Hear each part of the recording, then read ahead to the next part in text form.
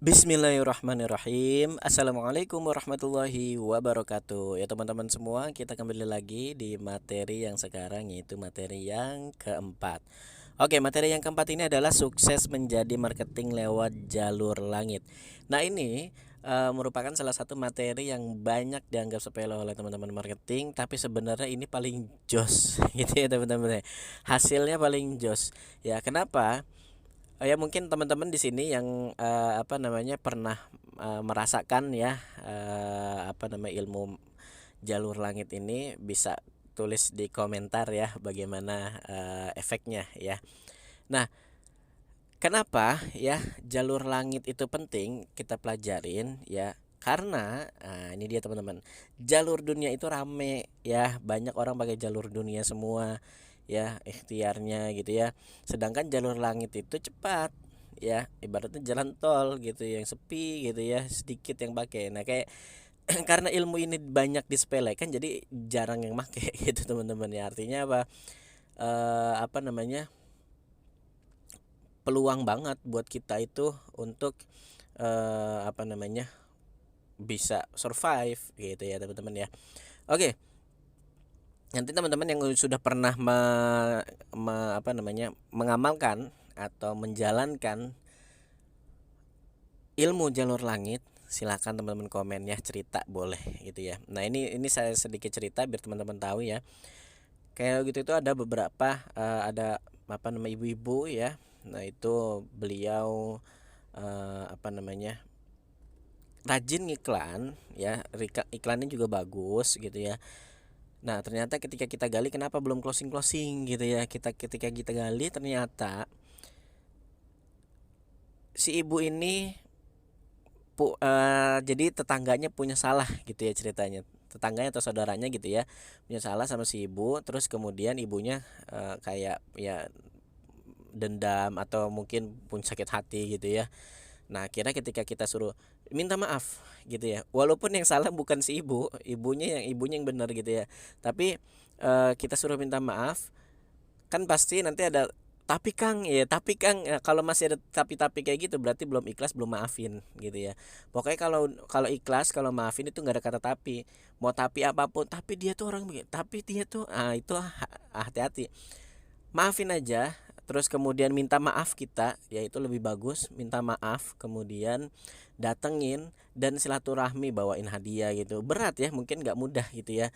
Tapi justru inilah yang kemudian setelah melakukan ini sekitar seminggu 2 minggu kurang lebih ya, itu 2 pekan kemudian kurang lebih closing teman-teman ya, closing perdananya si ibu ini gitu. Ada juga yang cerita-cerita ya, bapak-bapak gitu, dia kehilangan 1.000 unit, diambil diambil orang lain gitu ya, kehilangan 1.000 meter ya, 1.000 meter kehilangan, 1.000 meter. Nah, pakai ilmu jalur langit dia ikhlasin, alhamdulillah dapat juga gitu closingnya. Banyak cerita, nanti teman-teman yang merasa disebut, yang merasa disebutin boleh komen juga, atau yang mau cerita juga boleh komen gitu ya teman-teman ya. Nah, itu dia teman-teman ya.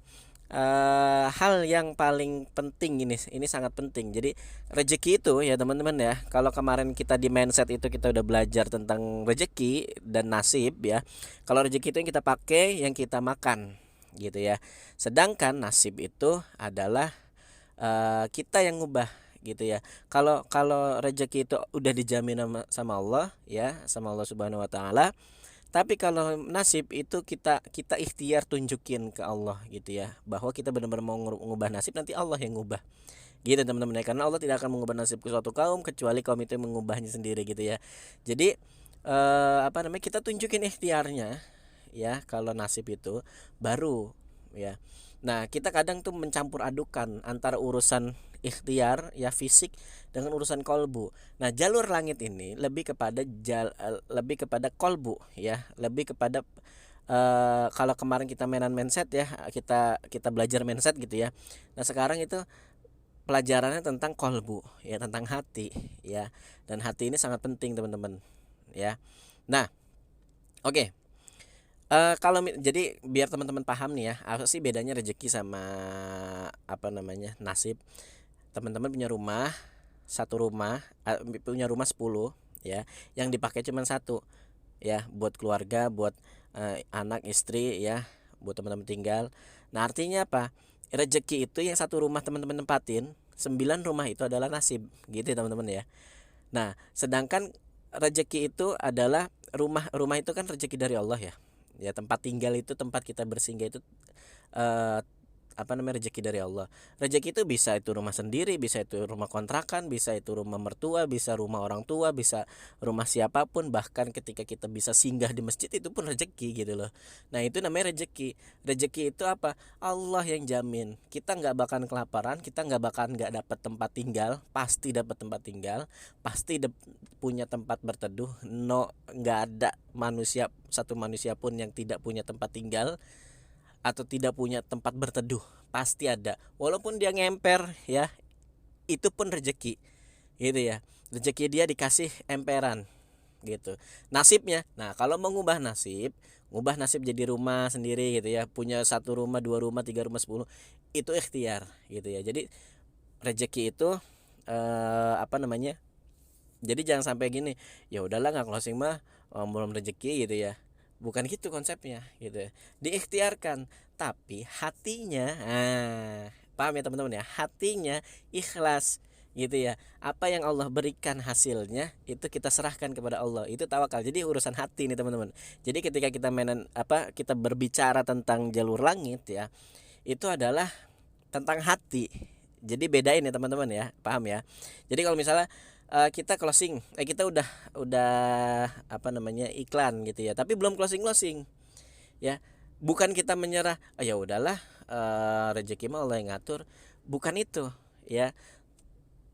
Terus abis itu ya udah kita nggak usah ngiklan gitu kan, nggak, bukan gitu. Kita ikhtiar tetap iklan terus, apa namanya, ikhtiar ritual langit terus, tapi hatinya ya teman-teman ya.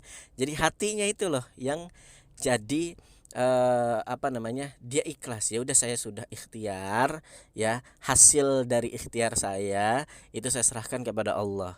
Jadi hatinya tenang gitu ya. Kalau kemarin di mindset itu kan pikiran ya, terus kemudian hati tenang, akhirnya berbuah di tindakan gitu ya, berbuah di tindakan, terus kemudian selanjutnya ke kebiasaan dan seterusnya sampai nasib ya. Nah pelajaran ini ya, jalur langit ini adalah persoalan hati teman-teman ya. Jadi hatinya yang ditata gitu ya teman-teman ya. Oke kita langsung masuk ya teman-teman ya. Jalur langit yang pertama yaitu taubat ya. Jadi Allah itu mengabulkan doa ya, itu seperti air bah ya teman-teman ya, seperti air bah. Nah tergantung, seperti air hujan ya, maka air hujan itu rahmat gitu ya. Tapi persoalan kita kena cipratannya enggak gitu ya, kita kecipratan enggak nih ya. Nah apakah kita pakai payung, pakai perisai, pakai jas hujan, nah itulah yang disebut apa namanya, itu kita punya perisai. Jadi kenapa ketika doa kita tidak belum dikabulkan atau lagi proses atau ditahan dulu sama Allah, karena ada perisai. Nah perisai itu dosa gitu ya. Jadi Allah itu ud'uuni astajib lakum, itu nggak ada jeda, langsung dikabulin. Kita minta langsung dikabulin, itu Allah. Kita minta langsung kabulin, gak ada jeda. Ud'uuni astajib lakum gitu ya teman-teman ya. Nah tapi persoalannya kapan ya, kapan dikabulkannya, saat itu juga kapan terjadinya. Nah itu tergantung daripada dosa kita, perisai kita, kapan kita kecipratan air hujannya, kapan ketika kita kena air bahnya gitu ya. Nah itu paham ya teman-teman ya. Kalau kita masih pakai payung ya hujannya nggak kena. Kita pakai apa di dalam mobil misalnya ya nggak kena gitu ya. Tapi ketika kita buka payungnya, kita buang payungnya, hapus dosanya, itu insya Allah kena gitu ya. Apa yang kita minta Allah kabulin gitu teman-teman ya. Nah ini ya teman-teman ya. Nah tobat itu bukan cuman tobat apa namanya, kepada Allah juga gitu ya, tapi juga kepada manusia, sesama manusia. Jadi hablum minallah dan hablum minan nas. Nah kalau taubat kepada Allah itu kita istighfar gitu ya, kita apa namanya, eh bahwa ya Allah, ya pokoknya istighfar, terus subhanallah wa bihamdi subhanallahil azim, itu kan tips dari Rasul ya, ba'da subuh gitu ya. Nah itu dia ya teman-teman ya. Jadi apa namanya, benar-benar taubat nasuha, kita punya salah apa kita minta ampun kepada Allah gitu ya. Yang kedua adalah saya salah orang lain benar gitu ya. Nah, seperti di materi mindset kemarin ya, saya salah orang lain benar. Kita itu kebanyakan merasa benar, akhirnya kita menjudge orang gitu ya. Kita akhirnya tidak bisa open minded gitu ya. Akhirnya kita merasa apa namanya, orang lain tuh ya udah salah gitu, kita yang selalu benar. Facebooknya salah, apa namanya, Facebooknya salah, terus kemudian mentornya salah, semuanya, produknya salah, press listnya salah, salah semua, semuanya salah salah, cuman dia doang yang benar. Nah ini dia teman-teman ya. Jadi ketika kita habluminallah, kita mengakui kesalahan, ya Allah aku ampuni aku ya Allah gitu kan. Nabi Adam itu kan langsung rabbana zalamna anfusana ya kan, ya Allah saya sudah menzolimin diri sendiri, ngaku dia bahwa saya yang salah gitu, ampunin ya Allah gitu ya. Nah itu dia teman-teman. Nah demikian juga ketika hablum minan nas, kita misalnya punya persoalan sama tetangga, misalnya kita mungkin tetangga nyakitin kita, atau kita yang nggak kerasa bahwa kita nyakitin tetangga atau saudara atau orang lain gitu ya. Tapi yang penting adalah kita mengakui bahwa kita salah ya, saya salah, orang lain yang benar gitu ya. Nah akhirnya apa, kita bisa minta maaf gitu ya. Makanya ada sahabat yang beliau nggak pernah, apa namanya, amalannya nggak terlalu spesial, tapi yang paling wah amalannya adalah sebelum tidur beliau memaafkan semua orang yang ada pada hari itu gitu. Nah itu amal spesial yang mengantar dia ke surga. Nah ini artinya ini satu bentuk jalur langit teman-teman ya, nanti akan berpengaruh ke pikiran dan hati dan pikiran ya teman-teman ya. Nah kemarin kita udah belajar mindset, maka ketika hati dan pikirannya udah plong ya, tidak ada suuzon, tidak ada marah, tidak ada, pokoknya itu isinya cuman senyum, isinya cuman bahagia, isinya cuman pengen bantu orang, isinya itu bersahabat, isinya kepala kita tuh apa namanya, bukan ngejar-ngejar bayar untuk beli, tapi isinya adalah ayo Bapak saya bantuin gitu ya. Itu tindakannya akan membuat buyer nyaman. Paham ya teman-teman ya? Yang saya maksud ya. Itu dia teman-teman. Tapi kalau hatinya sambil marah, coba kita sambil marah ngehandle buyer, yang ada apa? Buyer diomel-omelin, bener gak? Buyer, kadang kita suka begini, kita marketing tuh kadang suka nyalahin buyer. Lah Bapak gimana sih? Bapak kan tadi milihnya unit ini gitu kan. Udah gitu kondisi kita lagi kesel. Gitu ya. Lah Bapak yang udah milih ini misalnya gitu ya. Lah buyer nggak suka dong digituin. Bener nggak teman-teman? Nah, itu karena saya juga pernah tuh dapat dapat apa namanya, saya mau beli sesuatu, marketingnya malah marah-marahin saya gitu kan. Nah ya akhirnya saya nggak tanggepin orangnya gitu. Nah itu salah satunya gitu teman-teman ya. Lah kok saya, apa namanya, saya pesen ini kok jadi salah gitu kan. Nah ini saya yang salah atau gimana, ya udah saya nggak mau nanggepin. Nah itu sih teman-teman ya, nggak usah terlalu, ketika kita posisikan sebagai buyer kan, kita juga nggak mau ya, apa namanya, ketika kita beli sesuatu terus diomel-omelin sama yang jual. Nah sama bayar juga gitu, hati-hati ketika kita lagi mungkin ada persoalan di dalam rumah tangga atau persoalan dalam kerja atau apa. Nah itu jangan sampai dibawa gitu ya, karena nanti hati pikiran yang nggak tenang akhirnya jadi kacau balau untuk apa namanya, handling bayarnya gitu ya teman-teman ya. Nah itu dia, makanya pikiran ya, hati, nah ini kita lagi belajar hati. Dari taubat, saya merasa saya yang salah, orang lain yang benar gitu ya. Bayar ini nggak salah, saya yang salah karena saya menginformasikannya kurang tepat gitu ya.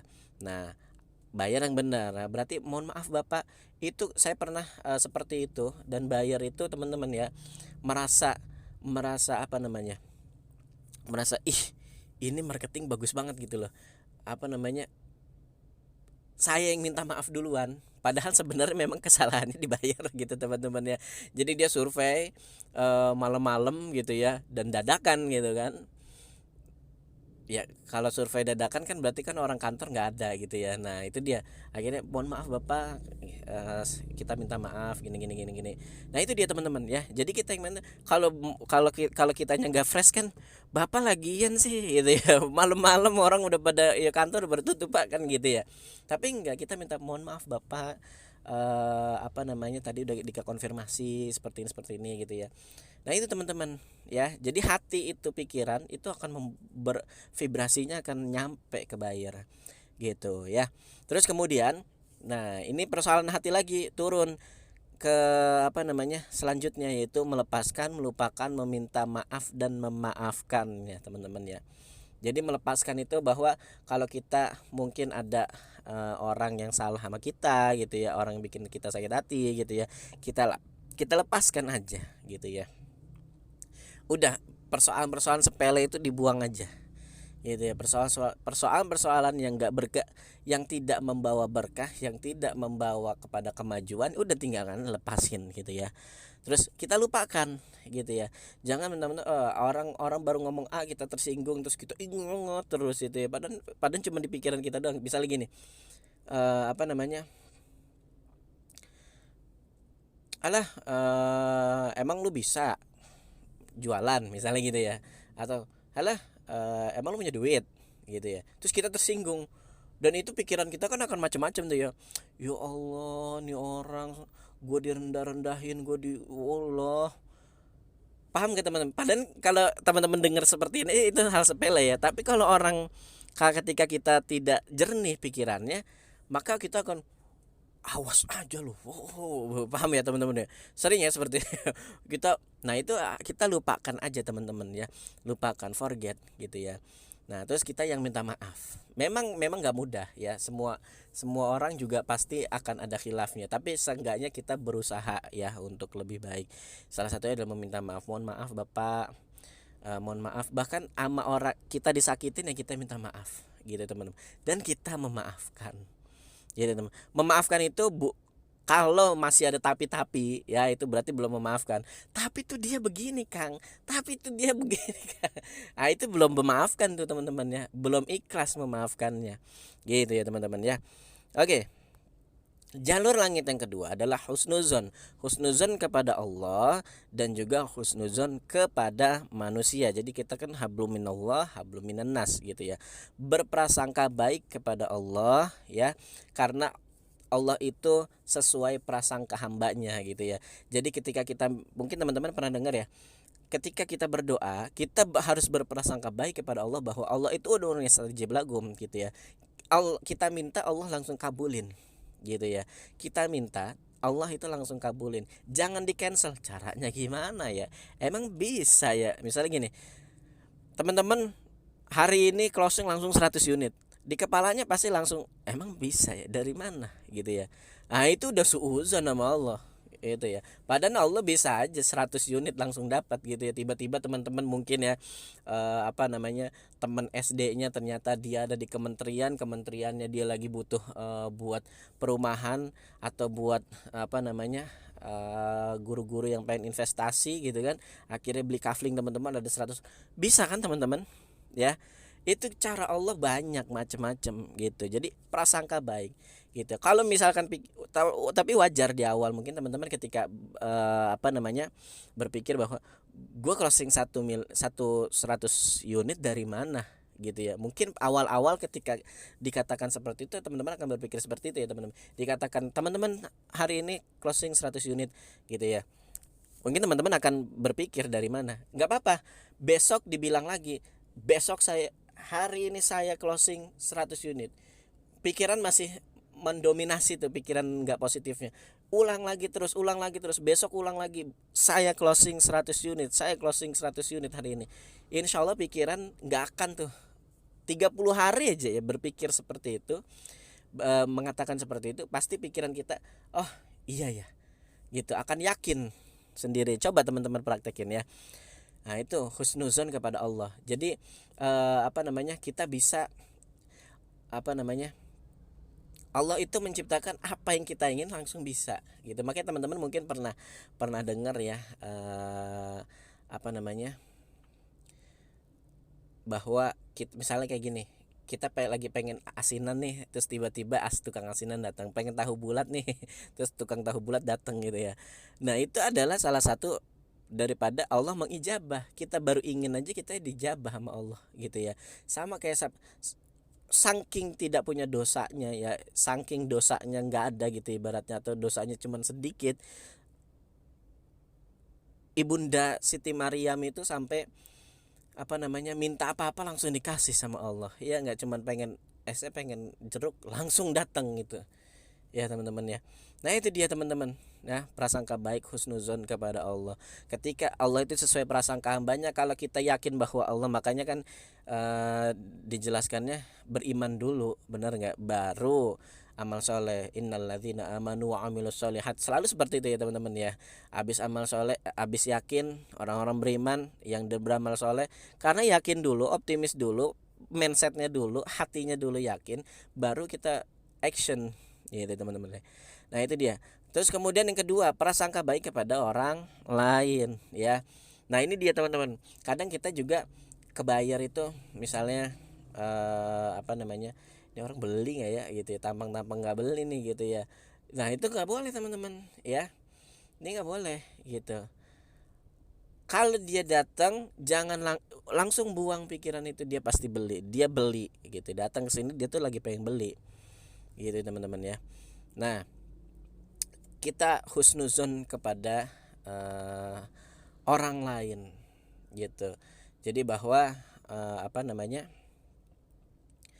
semesta itu ya, Allah itu ngabulin doa kita itu pakai wasilah.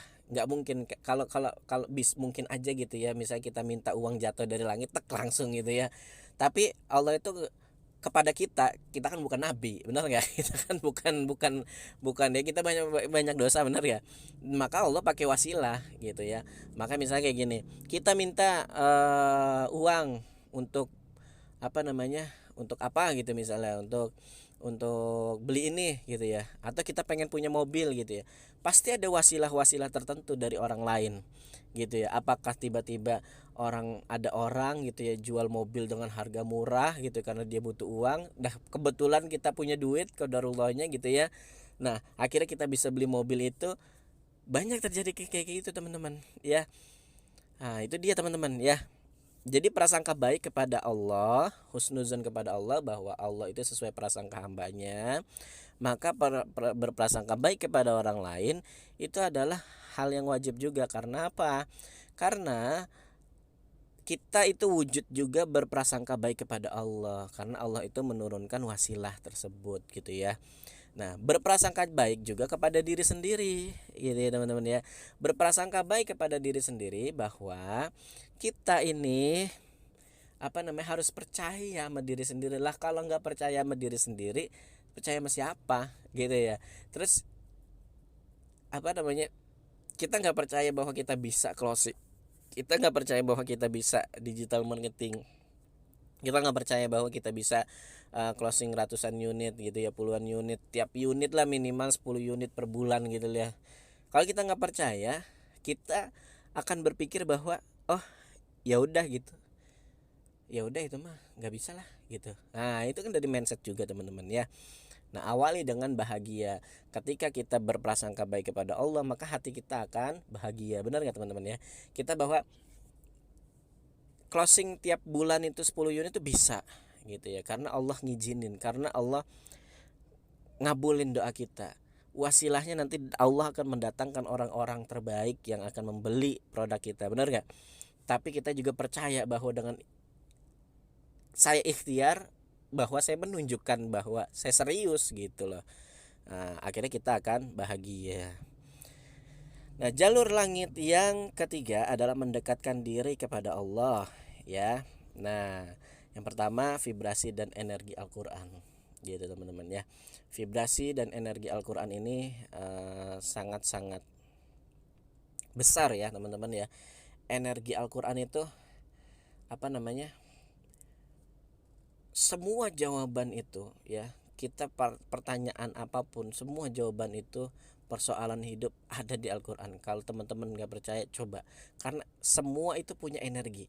Energi itu nggak bisa dimusnahkan, apa namanya, energi itu hanya berpindah gitu ya, berpindah dari energi satu ke energi lain gitu ya. Dan Allah itu energi terbesar gitu, zat energi terbesar, sumber energi terbesar itu Allah. Dan Al-Quran firman Allah, maka dia punya energi dan vibrasi yang sangat kuat, sangat besar gitu teman-teman ya. Jadi oleh karena itu,